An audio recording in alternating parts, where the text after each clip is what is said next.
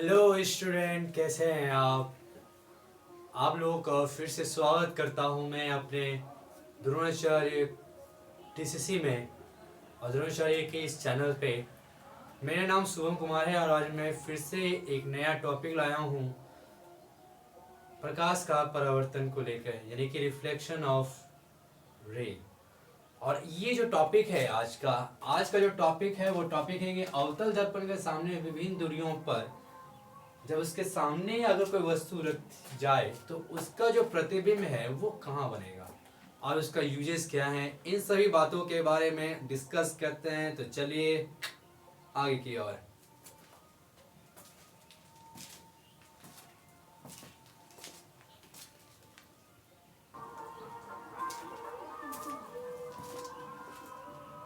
तो ध्यान दीजिए स्टूडेंट्स, तो ये जो है ये है चित्र। ये जो चित्र है ये अवतल दर्पण का 6 कंडीशन। ये 6 कंडीशन आपको जो है ये बताएगा कि अवतल दर्पण में कहाँ पे कौन सा वस्तु कहाँ पर रखा जाए कि कहाँ पर वो उसका ये बनेगा, क्या बनेगा, प्रतिबिंब बनेगा।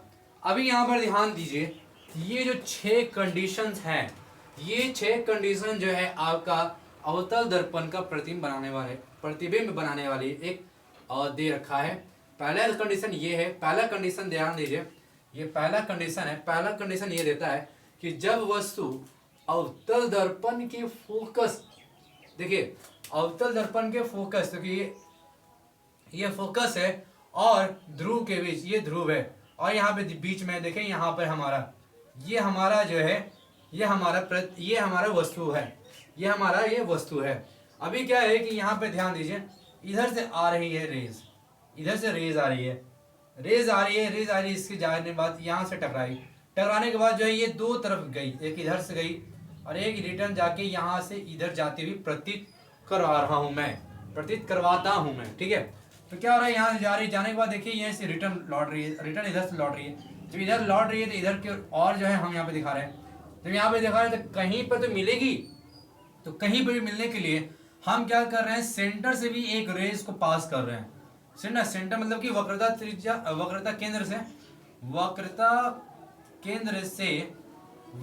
केंद्र से हम क्या कर रहे हैं, एक रेज को पास करा रहे हैं, एक किरण को पास करा रहे हैं। जब पास करा रहे हैं तो ध्यान दीजिए कि इस पॉइंट पर आकर ये मिल रही है, इस पॉइंट पर आकर मिल रही है। तो यानी कि ये मुख्य अक्ष से ये जो दूरी हो गई है, ये जो है वस्तु हो गई, ये वस्तु का प्रतिबिंब, ये वस्तु का क्या हो गया भाई, ये वस्तु का प्रतिबिंब हो गया, ठीक है। और इस वस्तु के प्रतिबिंब को हम लोग ए डैश और बी डैश से दिखाते हैं, ए डैश और बी डैश से हम लोग इस चीज को दिखाते हैं बच्चों, ठीक है ना। ए डैश और बी डैश से हम लोग दिखाते हैं, ये शर्त हो गया इस चित्र का, ठीक है ना। और एक चीज यहाँ पे ध्यान रखिए, तो इससे हमको क्या पता चला, इससे ये पता चला कि जब वस्तु फोकस और ध्रुव के दूर बीच में रहती है तब जो है प्रतिबिंब बनता है, और ये प्रतिबिंब जो है सीधा होता है, ये प्रतिबिंब सीधा होता है, आभासी भी होता है, ये प्रतिबिंब आभासी होता है, जो कि दर्पण के पीछे बन रहा है, तो ये आभासी बन रहा है भाई, तो सीधा होता है और आभासी होता है, और साथ ही साथ ये बड़ा भी होता है, ठीक है, ये बड़ा होता है, ये साइज में बड़ा होता है, ठीक है ना। ये वस्तु से बड़ा होता है, ठीक है, वस्तु से बड़ा होता है। ये 3 कंडीशन है बच्चों, 3 कंडीशन है, ये 3 कंडीशन है। पहला क्या है, ये सीधा होता है, सीधा हो रहा है, ये वस्तु की अपेक्षा ये सीधा है। दूसरा है ये आभासी मतलब कि ये दर्पण के पीछे बन रहा है, दर्पण के पीछे बनने के कारण ये आभासी हो जाएगी, और साथ ही साथ ये वस्तु से बड़ा हो रहा है, ये वस्तु से क्या हो रहा है बच्चों, ये वस्तु से बड़ा हो रहा है, ठीक है। यहाँ तक में समझ में आ गया, बच्चों, यहाँ तक में कोई दिक्कत। अब हम लोग आगे बढ़ते हैं, हम आते हैं दूसरे कंडीशन में, जब वस्तु अवतल दर्पण के फोकस पर स्थित हो। अभी यहाँ पे ध्यान दो बच्चों, यहाँ पे फोकस है हमारा, यहाँ पे वस्तु दिया हुआ, ये हमारा वस्तु है, रियल वस्तु है, रियल इमेज बोलते हैं ये, और रियल ऑब्जेक्ट करने मतलब है कि ये वस्तु हमने रखा है, किस पर रखा है बच्चों, फोकस पे रखा है बच्चों, ठीक है ना। ये हमारा फोकस है, ठीक है। फोकस पे हमने रखा है क्या, वस्तु को। वस्तु जब फोकस पे रखेगा तो रखने के बाद क्या हो रहा है, हम यहाँ से हम रेज को पास करा रहे हैं, और पास करने में देखें ये रेज जो है दर्पण से टकरा कर ये रिटर्न की ओर जा रही है, रिटर्न हो रही है, रिटर्न किधर हो रही है, फोकस से होती जा रही है। और एक इमेज भी हम दिखाएंगे कि एक रेज हमारे इधर से पार हो रही है जो कि ये रिटर्न को जा रही है, ठीक है। तो ये रेज और ये रेज जब पार हो रही है तो देखो ये कहीं पर भी कट नहीं रही है, जहां पर अगर नहीं कटेगी ये कट नहीं रही है बच्चों, ये पीछे बनेगी नहीं, पीछे बनेगी नहीं, ये बनेगी तो बनेगी आगे ही बनेगी, पीछे नहीं बनेगी, दर्पण के पीछे बिल्कुल भी नहीं बनेगी। तो ये आगे बनेगी तो कहाँ बनेगी, ये अनंत पे बनेगी, और अनंत पे बनेगी तो कहाँ पे बनेगी अनंत में, इसका कोई ठिकाना नहीं है, ठीक है ना। तो फोकस पे जब भी कोई वस्तु रहती है तो उसका जो प्रतिबिंब कहाँ बनेगा इसका कोई ठिकाना नहीं है, ठीक है ना। तो यहाँ पे बोल देते हैं तो वस्तु का जो प्रतिबिंब अनंत बनेगा तो वस्तु का प्रतिबिंब प्रतिबिंब अनंत पर बनेगा, अनंत पर बनता है ये पहला कंडीशन है। दूसरा क्या है सर, अगर अनंत पर बनेगा तो ये जो है उल्टा बनेगा, ठीक है, ये वस्तु से उल्टा बनेगा, तो वस्तु से उल्टा बनेगा तो ये उल्टा प्रतिबिंब बनेगा, उल्टा प्रतिबिंब बनेगा, ठीक है, उल्टा प्रतिबिंब बनेगा। अब क्या है तीसरा कंडीशन क्या है बच्चों, तीसरा कंडीशन क्या है, ये उल्टा तो बन रहा है, साथ ही साथ ये बड़ा भी रहेगा, क्योंकि अनंत पे बन रही है तो ये बड़ा रहेगा, ये बड़ा प्रतिबिंब बनेगा, बड़ा प्रतिबिंब भी बनेगा, बड़ा प्रतिबिंब होगा, ठीक है। यहां समझ में आ गया बच्चों, ये दूसरा कंडीशन सेटिस्फाइड है। तीसरा कंडीशन में चलते हैं हम लोग, तीसरा कंडीशन में क्या बोलता है कि जब वस्तु अवतल दर्पण के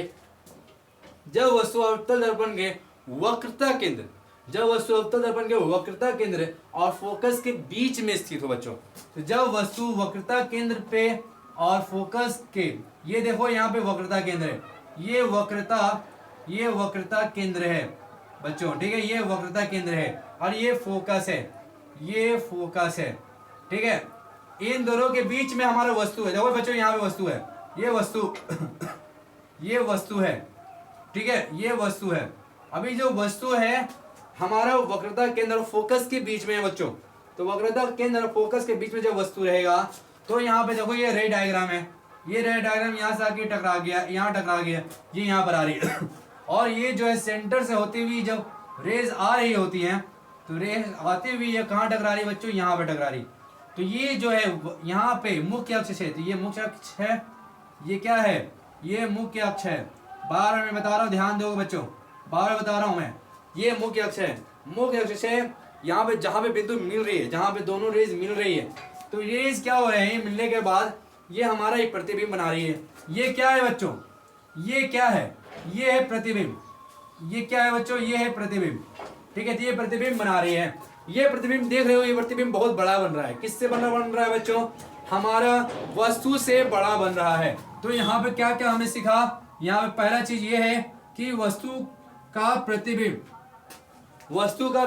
जो है, वस्तु का प्रतिबिंब हमेशा बड़ा होगा, वस्तु का प्रतिबिंब यहाँ पे क्या बनेगा, बड़ा बनेगा और उल्टा होगा। दूसरा कंडीशन क्या है बच्चों, उल्टा होगा, प्रतिबिंब क्या होगा बच्चों, प्रतिबिंब हमेशा उल्टा बनेगा, प्रतिबिंब हमेशा उल्टा ही बनेगा, साथ ही साथ वास्तविक रहेगा, प्रतिबिंब हमेशा वास्तविक रहेगा, ठीक है बच्चों। प्रतिबिंब हमेशा क्या रहेगा, वास्तविक होगा, ठीक है। इस चीज को ध्यान दोगे बच्चों, इसको ध्यान दोगे, वास्तविक बनेगा, प्रतिबिंब हमेशा वास्तविक बनेगा। यहाँ पर भी प्रतिबिंब वास्तविक ही बनेगी, वास्तविक रहेगी यहाँ पे भी प्रतिबिंब, ठीक है बच्चों, यहाँ पे प्रतिबिंब वास्तविक बनेगा। क्लियर है, तीनों कंडीशन में क्लियर है। और हम लोग चौथा कंडीशन में जाते हैं बच्चों, देखो यहाँ पे ध्यान दो, चौथा कंडीशन ये है, चौथा कंडीशन में क्या बोल रहे हैं बच्चों, ये बोल रहे हैं कि जब वस्तु अवतल दर्पण के वक्रता केंद्र पर स्थित हो। अभी ध्यान दो, ये हमारा वक्रता केंद्र है, ये हमारा क्या है बच्चों, ये हमारा वक्रता केंद्र है, ये हमारा वक्रता केंद्र है। जब वस्तु वक्रता केंद्र पर रहेगा तो प्रतिबिंब भी हमारा वक्रता केंद्र ही बनेगी बच्चों, प्रतिबिंब हमेशा वक्रता केंद्र बनेगी। मैं यहाँ पे इस चीज को डॉटेड लाइन पे मैं दिखाना भूल गया, मैं यहाँ पे डॉटेड लाइन पे मैं दिखा देता हूँ। ये है वक्रता के अंदर बनी हुई प्रतिबिंब, ये है प्रतिबिंब, ठीक है बच्चों, ये है प्रतिबिंब। प्रतिबिंब क्या बन रहा है, प्रतिबिंब हमेशा उल्टा ही बनेगा, यहाँ पे भी प्रतिबिंब उल्टा बनेगा, बशर्ते क्या होगा कि यहाँ पर जो प्रतिबिंब बनेगा वो वस्तु के अपेक्षा एकदम बराबर रहेगा, वस्तु के बराबर रहेगा। तो मैं यहाँ पे कंडीशन डाल देता हूँ कि ये जो है वास्तविक होगा, ये रहेगा क्या, वास्तविक बनेगा, और दूसरा बराबर होगा, वस्तु के आकार के बराबर होगा, वस्तु के आकार, वस्तु के आकार के बराबर होगा। क्या बराबर होगा बच्चों, प्रतिबिंब बराबर होगा, बराबर होगा, बराबर होगा प्रतिबिंब, बराबर होगा प्रतिबिंब, ठीक है बच्चों, यहां तक मैं समझ में आ गया। और तीसरा कंडीशन, तीसरा कंडीशन क्या है बच्चों, उल्टा बनेगा, हमेशा उल्टा बनेगा, इस यहाँ पे भी जो है प्रतिबिंब उल्टा होगा, ठीक है, यहाँ पे भी प्रतिबिंब क्या होगा बच्चों, यहाँ पे भी प्रतिबिंब हमेशा उल्टा ही रहेगा, ठीक है, यहाँ पे कोई दिक्कत बिल्कुल भी नहीं। अब देखो पांचवा कंडीशन, पांचवा कंडीशन क्या बोला है, जब वस्तु अनंत पर हो, जब वस्तु अनंत पर हो, अनंत पर, जैसे चंद्रमा है, सूर्य है, वो अनंत पर है, तो वैसे ही वस्तु जब अनंत पर रहेगा तो अवतल दर्पण के वक्रता केंद्र के बीच स्थित होगा। अवतल दर्पण के वक्रता केंद्र पर क्या स्थित होगा, अवतल दर्पण के वक्रता केंद्र पर प्रतिबिंब स्थित होगा। अवतल दर्पण के वक्रता केंद्र के बीच से जब क्रॉस कर रही है, क्या क्रॉस कर रही है बच्चों, तो रेस क्रॉस कर रही है, देखो यहाँ पे ये किरण क्रॉस कर रही है, जब किरण क्रॉस करती है तो ये कौन सी किरण है, ये किरण है प्रकाश की किरण, ये किरण है प्रकाश की किरण।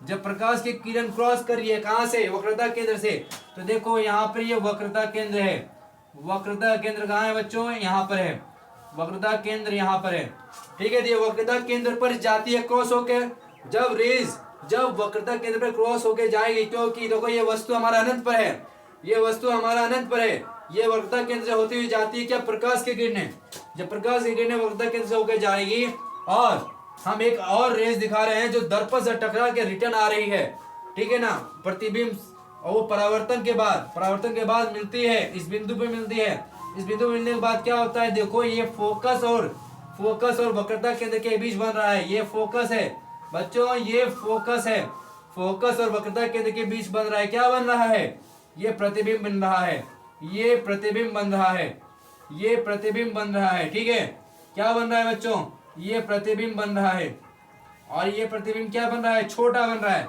वस्तु की अपेक्षा छोटा बन रहा है। तो हम यहाँ कंडीशन क्या देंगे, कंडीशन पहला ये है कि वास्तविक है, वास्तविक बन रहा है, वास्तविक बन रहा है, और वक्रता केंद्र और फोकस के बीच बनेगा, वक्रता केंद्र और फोकस के बीच बनेगा, और फोकस के बीच बनेगा, ठीक है। और तीसरा कंडीशन क्या है बच्चों, ये छोटा होगा, छोटा और उल्टा होगा, उल्टा और छोटा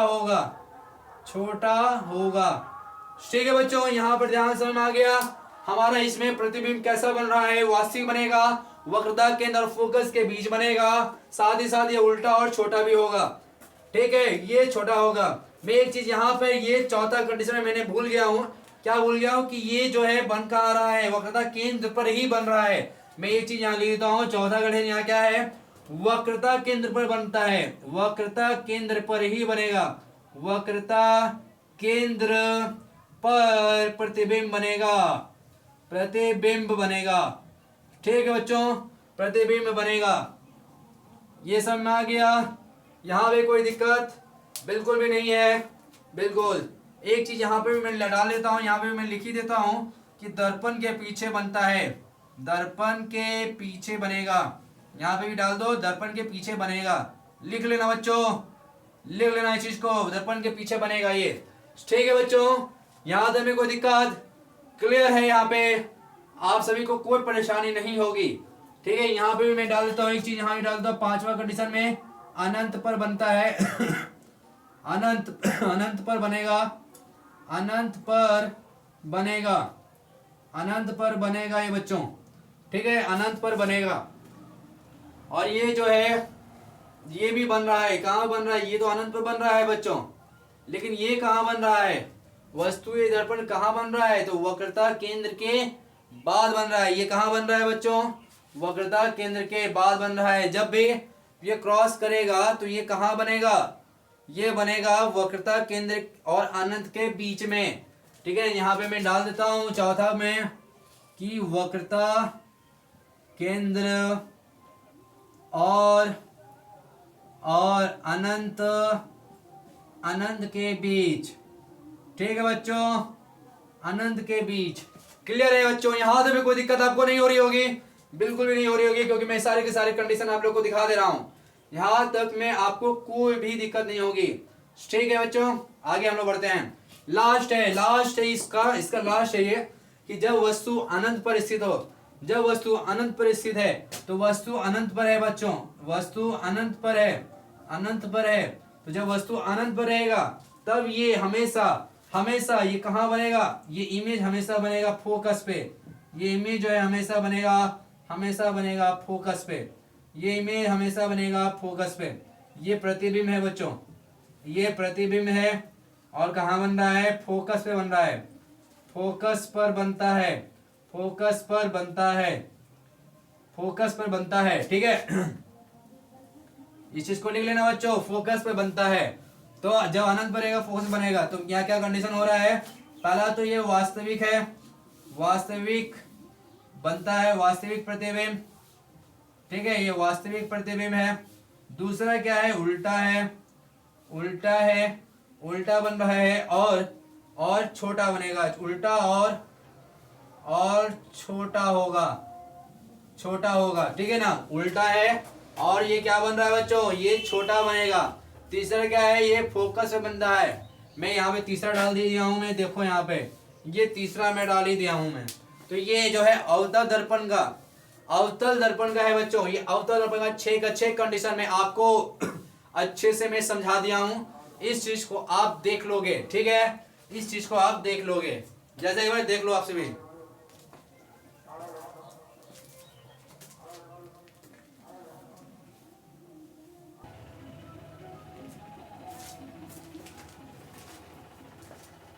तो बच्चों आगे हम लोग देखते हैं, आगे क्या है बच्चों, आगे ये है कि अब हम लोग अवतल दर्पण का काम खत्म हो गया, अवतल दर्पण का एकदम काम खत्म हो गया। अब बस एक चीज को ध्यान देखिए कि अवतल दर्पण का उपयोग कहाँ होता है। अवतल दर्पण का उपयोग जो है हम लोग हजामती करने के लिए करते हैं, टॉर्च में यूज करते हैं। आपने देखा होगा कि गाड़ियों में जो होते हैं हेडलाइट्स, उसमें यूज करते हैं। ठीक है ना, तो इससे क्या होता है कि हमको जो है चीजें एक जगह फोकस करने के लिए उसका उपयोग किया जाता है। ठीक है ना, अब हम लोग आगे की ओर बढ़ते हैं। साथ ही साथ एक चीज और मैं बता देना था कि भट्टी जो होता है वो भट्टी में भी उसका उपयोग किया जाता है। किसका उपयोग किया जाता है, तो अवतल दर्पण का। ठीक है, हम लोग आगे बढ़ते हैं। आगे हम लोग क्या पढ़ेंगे, हम लोग आगे देखेंगे उत्तल दर्पण का। तो उत्तल दर्पण का क्या है कि कुछ खास नहीं है, बस इसका ध्यान रखिएगा कि उत्तल दर्पण में जब वस्तु को हम लोग ध्रुव पर रखते हैं तो उसका भी जो है ध्रुव पर ही बनेगा। ठीक है ना, उसका भी जो है ध्रुव पर जो है प्रतिबिंब बनेगा। साथ ही साथ जो है उसका प्रतिबिंब हमेशा आभासी होगा, सीधा होगा और बराबर में होगा, उसका साइज बराबर होगा, उसका साइज में कोई अंतर नहीं होता है। बस इतना ही है और कुछ नहीं है। अनंत पर रहेगा तो वो फोकस पे बनेगा, आभासी रहेगा। ठीक है, साझा सीधा रहेगा, वस्तु के छोटा रहेगा। एक चीज और ये भी ध्यान दीजिए, अब हम लोग जो है चिन्ह परिपाटी में जाते हैं। चिन्ह परिपाटी का कुछ खास यूज नहीं होता है, बस वो इसलिए वो दिखाता है कि हम लोग जो फॉर्मूला में पढ़ेंगे, क्या फॉर्मूला पढ़ेंगे, 1/v plus 1/u equal to 1/f। ये फॉर्मूला हम लोग पढ़ेंगे। ये फॉर्मूला जो है हम लोगों को जो है वस्तु से दूरी और प्रतिबिंब की दूरी के बीच में फोकस की दूरी निकालने के लिए इसका उपयोग किया जाता है। तो ये जो है निर्देशांक, ये जो है निर्देशांक चिन्ह परिपाटी का उपयोग करके इसका बनाया जाता है, लेकिन कुछ खास यूज नहीं है।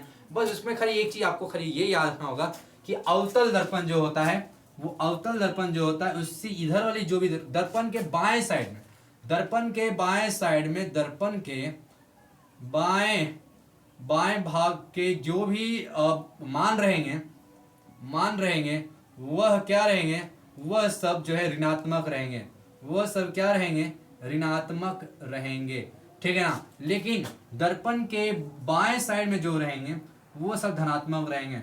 दर्पण के बाएं बाएं बोलते हैं दाएं साइड में, दाएं दाएं भाग में मान धनात्मक रहेंगे, मान धनात्मक रहेंगे। ठीक है बच्चों, मान धनात्मक रहेंगे। लेकिन जो वस्तु जो होता है, वस्तु जो है दर्पण के बाएं साइड में जो वस्तु होगा वो जो है वो धनात्मक रहेगा। वस्तु जो रहेगा, वस्तु का मान, तो वस्तु का मान धनात्मक रहेगा। कहाँ रहेगा धनात्मक बच्चों? तो धनात्मक रहेगा वो बाएं साइड में, धनात्मक रहेगा बाएं साइड में, है ना, बाएं भाग में, बाएं भाग में। लेकिन अगर वो मुख्य अक्ष के नीचे रहेगा, मुख्य अक्ष के अगर नीचे रहेगा, जो प्रतिबिंब बनता है, प्रतिबिंब जो रहेगा, प्रतिबिंब जो है वो ऋणात्मक रहेगा। प्रतिबिंब का मान ऋणात्मक रहेगा। बस इतना ही इसमें है और कुछ नहीं है। ये फॉर्मूला आपको खाली याद रखना होगा।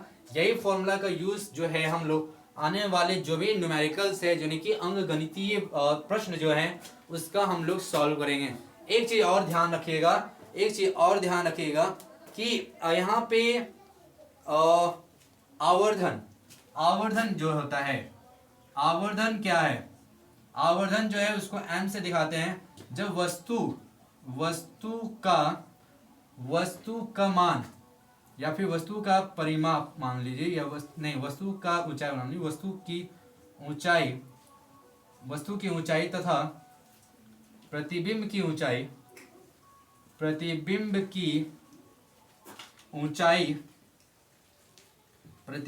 ऊंचाई का अनुपात आवर्धन कहलाता है। आवर्धन होता है।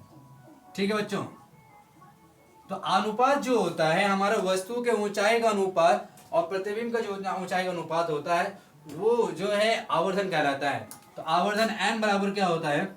आवर्धन m बराबर क्या होता है? प्रतिबिंब की ऊंचाई बटे वस्तु की ऊंचाई, जिससे कि इसका जो मान होता है वो हमेशा minus H dash by H दिखाता है। एच डैश क्या है? वो हमारा प्रतिबिंब को शो करता है, और एच जो है वो हमारा वस्तु की ऊंचाई को शो करता है। वस्तु, ये नेगेटिव नहीं दिया हुआ है, इसका मान जो है ऋणात्मक नहीं दिया हुआ है, लेकिन ये रहता है, इसका मान जो है ऋणात्मक रहता है। ठीक है बच्चों, इसका मान जो है ऋणात्मक होता है। अच्छा, जब प्रतिबिंब की ऊंचाई और वस्तु की ऊंचाई, तो प्रतिबिंब की ऊंचाई बोला ना मैंने, जब प्रतिबिंब की ऊंचाई जो होती है वो हमेशा नेगेटिव में ही दिखाया जाता है। ठीक है ना बच्चों, वो हमेशा नेगेटिव में ही दिखाया जाता है। और ये जब आपको ये रिलेशन दिखाया गया है, अब मान लीजिए कि आपको जो संबंध दिखाना है, पूछा जाएगा कि आवर्धन तथा दर्पण सूत्र में संबंध को दिखाएं। जब ऐसा क्वेश्चन रहेगा तो आप क्या करोगे? तो यहाँ पे देखो, हम जानते हैं कि माइनस एच बटे एच बराबर माइनस भी बाय माइनस यू होता है। क्यों बाबा? माइनस भी बाय माइनस यू होता है। ठीक है ना, माइनस भी बाय माइनस यू होता है। ऐसा क्यों होता है बच्चों? ये चिन्ह परिपाटी के अनुसार है। ये चिन्ह परिपाटी के अनुसार है। चिन्ह परिपाटी मैंने अभी दिखाया था, ये चिन्ह परिपाटी है, ये मैंने दिखाया अभी, तो ध्यान दीजिए। माइनस एच, तो माइनस एच क्या? मेरा प्रतिबिंब है, तो प्रतिबिंब जो हमारा नेगेटिव रहता है। एच जो है वो वस्तु है, तो वस्तु हमारा धनात्मक ही रहेगा।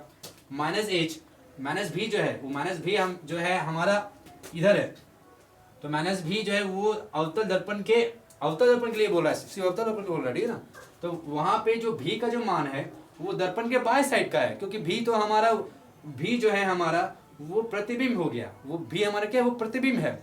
और यू जो है वो भी हमारी वस्तु है। तो प्रतिबिंब बन कहाँ रहा है, प्रतिबिंब बन रहा है वस्तु दर्पण के बाएं साइड में, और प्रतिबिंब भी और वस्तु भी जो है वो दर्पण के बाएं साइड में है। तो बाएं साइड में रहेगा तो बाबा ऋणात्मक रहेगा ही रहेगा। अभी यहाँ पे क्या है कि ये जो है नेगेटिव है वो कट गया।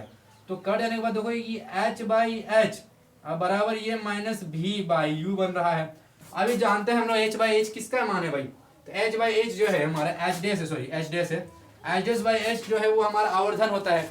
इसीलिए यहाँ पे M बराबर भी हमारा जो है V/U यानी कि आवर्धन में हम दिखा सकते हैं, आवर्धन जो है हम यहाँ पे दिखा सकते हैं।